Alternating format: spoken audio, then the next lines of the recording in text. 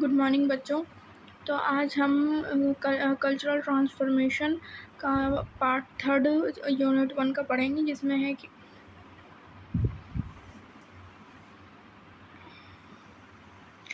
हम उपकरणों और विधियों का विकास, प्रकृति पर अधिक नियंत्रण के लिए प्रयास करना के बारे में जानेंगे। तो इसमें जो हमारा पहला टॉपिक है वो है शक्तियों का स्रोत।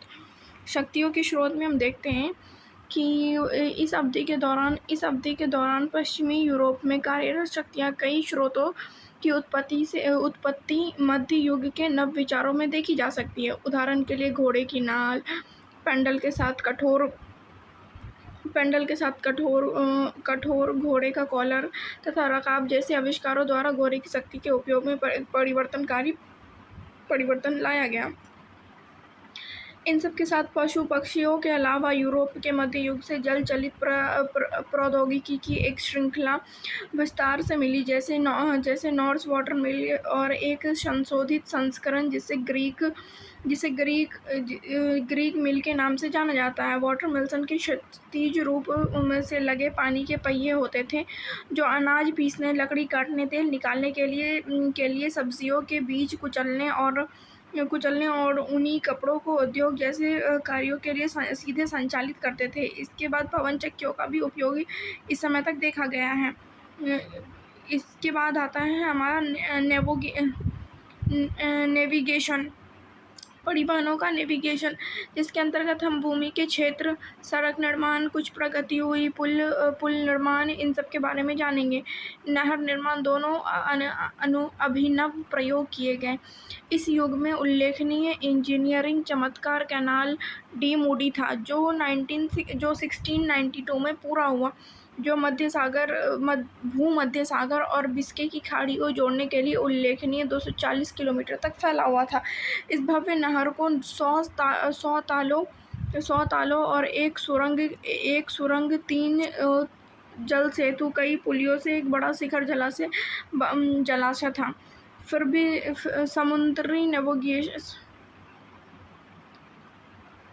समुद्री नेविगेशन क्षेत्र में सबसे महत्वपूर्ण सफलताएं सामने आई, जिसका श्रेय केवल हवा द्वारा चलते समुद्र में जहाजों के निर्माण को जाता है। इसके बाद हम जानेंगे कि एक ऐसा नवाचार जिसने जहाज़ों को हवाओं के करीब नौकायान करते हुए कुशलतापूर्वक सक्षम बनाया। इसके अलावा स्टर्न पोस्ट पतवार ने अपनी जगहों की गतिशीलता में काफ़ी वृद्धि की। चुंबकीय कंपास की शुरुआत ने महत्वपूर्ण विकास का प्रतिनिधित्व करते हुए जो नाविकों को किसी भी मौसम किसी भी स्थिति में समुद्र दिशा का निर्धारित करते थे और सही दिशा बताती थी।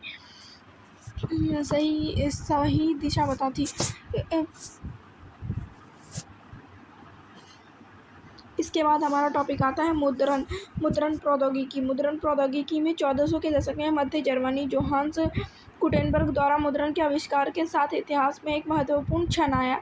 इस नवाचार ने स्याही उत्पादन, चल प्रकार, कागज निर्माण और प्रिंटिंग प्रेस सहित कई पूर्व मौजूदा तकनीक प्रथाओं को सहजता से एकीकृत किया। मतलब गुटेनबर्ग के बारे में तो आप जानते ही होंगे, जिन्होंने प्रिंटिंग प्रेस का निर्माण किया था। तो ये जो मुद्रण प्रौद्योगिकी है वो एक तरह का प्रिंटिंग प्रेस ही है। उन्होंने रोल, मोम और कागज की राख से मिश्रण से लेपित लोहे की प्लेट इस प्रकार एक साथ व्यवस्थित की, हल्का गर्म कर और ठंडा करने से यह ठोस हो जाता था और दोबारा गर्म करने पर छाप बनने के बाद यह अलग किया जा सकता था। गुटेनबर्ग ने प्रिंटिंग प्रेस की अवधारणा को प्रस्तुत करके इस टाइपोग्राफिक प्रक्रिया को और परिष्कृत किया, यानी कि और बढ़ावा दिया। बेहतर अस्थायित्व के लिए गुटेनबर्ग ने सीसा, टीन और सुरमा के मिश्र धातु से टाइप टुकड़े तैयार किए।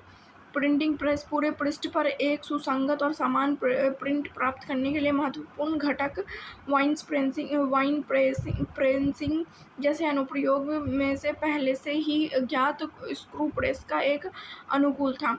मुद्रण प्रक्रिया को निष्पादित करने के लिए संकलित प्रकार की एक धातु के फ्रेम में बंद कर इस पर स्याही लगाई जाती थी। मुद्रित करने के लिए इसे कागज की एक शीट से ढक दिया जाता था और फिर इसे इन दोनों सतहों के बीच दबा दिया जाता था। वाणिज्यिक केंद्र में इसी तरह की कई कार्यशालाएं उभरी। इस नई तकनीकी की क्रांतिकारी क्षमता ने तेजी से पहचान किया, जिससे यह वाणिज्य, समाज, धर्म और विज्ञान में संचार के लिए एक आवश्यक माध्यम बन गया। वर्ष 1500 तक संपूर्ण यूरोपीय देशों में पुस्तकों और आश्चर्यजनक रूप से 40,000 रिकॉर्ड किए गए संस्करण मुद्रित किए जा चुके थे। इसके बाद हम देखते हैं कि वैज्ञानिक क्रांति में समाज पर क्या प्रभाव पड़ा। आधुनिक विज्ञान के आगमन और जांच की भावनाओं से समाज में बहुमुखी परिवर्तन आए। सबसे पहले यह पेशेवर वैज्ञानिकों के बढ़ते समुदाय के उद्भव के साथ मेल खाता था। इस समुदाय में व्यक्तियों को विद्वान समाजों, साझा हितों और सामान्य मूल्यों के माध्यम से एक साथ लाया गया। इसमें और ये जो दूसरा है कि वैज्ञानिक क्रांति ने आधुनिक विज्ञान पद्धति की शुरुआत को चिन्हित किया। प्रकृति को समझने के इस नए दृष्टिकोण ने आलोचनात्मक सोच पर प्रयोग दिया। फिर इसमें तीसरा कारण है कि आम जनता की आर्थिक और जीवन स्थितियों पर वैज्ञानिक प्रभावों का प्रभाव 18वीं शताब्दी के अंत तक गहराई से महसूस नहीं किया गया था, जबकि नेविगेशन तकनीक ने प्रगति में विदेशी व्यापार को सुविधाजनक बनाया और प्रमुख उद्यमों को समृद्ध किया, मतलब कि बढ़ावा दिया। इतिहास के इस बिंदु पर वैज्ञानिक क्रांति जो है एक महत्वपूर्ण बौद्धिक क्रांति बन चुकी थी, जिसको हम प्रबोधन ज्ञानोदय के नाम से जानते हैं। इससे पहले मैंने बताया कि प्रबोधन जो थी वो मतलब कि तर्क वितर्कों पर आधारित थी और अंधविश्वास से दूर थी। तो वैज्ञानिक क्रांति जो है अब एक बौद्धिक क्रांति भी बन चुकी थी। अब हम पढ़ते हैं इस यूनिट का निष्कर्ष। मध्यकालीन युग से हटकर कोपरनिकस, टाइको ब्राहे, जोहान्स केपलर जैसे दूरदर्शी लोगों ने अभूतपूर्व योगदान से खगोलीय विज्ञान के क्षेत्र में महत्वपूर्ण परिवर्तन आया। इस युग में मानव विचार में एक महत्वपूर्ण परिवर्तन देखा गया, क्योंकि प्रयोगात्मक तरीकों को इतिहास में पहली बार प्रमुखता मिली। विज्ञान एक अनुशासन के रूप में उभरा, जिसने धीरे धीरे पारंपरिक ज्ञान को तर्कसंगत और तर्क से बदल दिया। प्रयोग तकनीकी और परिशोधन इस परिवर्तन की आधारशिल बन गया, जिससे विज्ञान का संस्थागतीकरण हुआ। खगोल विज्ञान से परे भौतिक, यांत्रिकी, रसायन और जीव विज्ञान में भी उल्लेखनीय प्रगति हुई। गैलीलियो और न्यूटन जैसे अग्रदूत ने भौतिकी को आगे बढ़ाने में आकाशपिंडियों पर ध्यान केंद्रित